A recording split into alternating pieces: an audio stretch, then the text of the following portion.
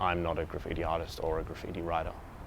I would be what most people in the public I think would call a street artist, but it's a term that I don't like either. My name is Nico and I'm a muralist. I started painting graffiti when I was young and did it for many years and got in trouble with the law. But I guess it was done because I was young and I was disenfranchised and didn't have another avenue for making art. So that was the only thing that I could find where people were making art. Street art wasn't a thing. People wouldn't be employing a young child to make murals. And there are all sorts of rules and different political things that happen in terms of the graffiti culture that I didn't really identify with. I wasn't really about destruction, whereas a lot of graffiti culture is about destruction, whereas that wasn't at all what I wanted to do when I got older. So my artworks have always tried to sort of bring a sense of happiness and intricate ornateness to walls, I think, and show you that the landscape doesn't just have to be a grey box.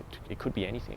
Nico is just one of many artists participating in an Inner West Council initiative known as Perfect Match, which links property owners with artists in order to reduce types of graffiti like this one here, which is known as a tag.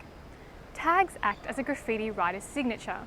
They require virtually no skill, are quick to put up, and tend to alarm community members who simply find it unsightly.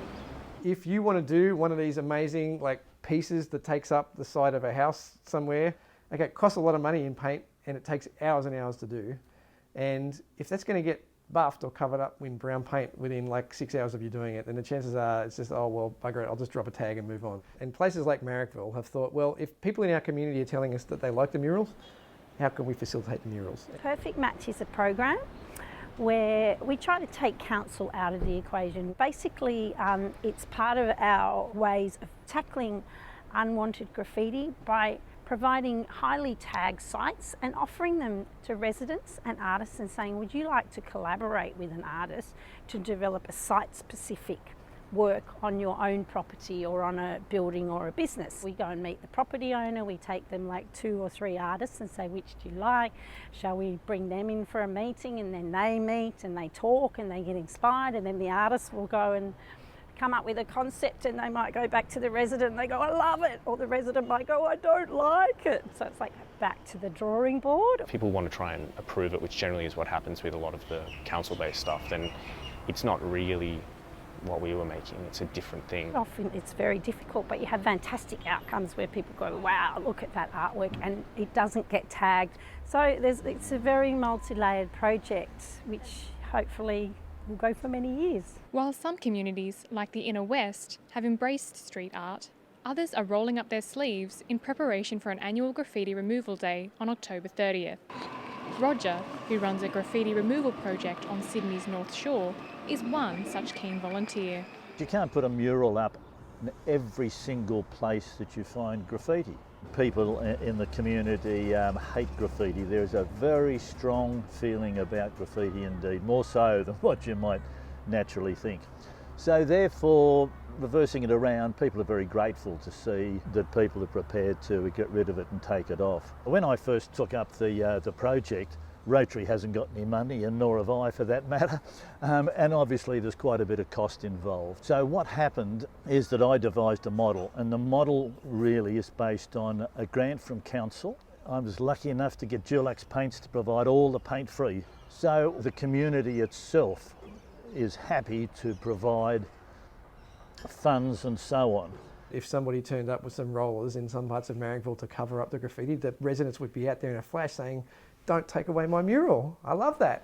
So it seems the legitimacy of graffiti in Sydney remains contested, despite progressive steps forward, including Ambush Gallery's Project 5, which stands as Australia's longest-running contemporary street art project. Banksy sort of made it popular, but he wasn't the first person to do it, where we also had people that were working in that graffiti space starting to think about artworks in the public realm that were maybe more character-based or maybe more political and message-based or whatever.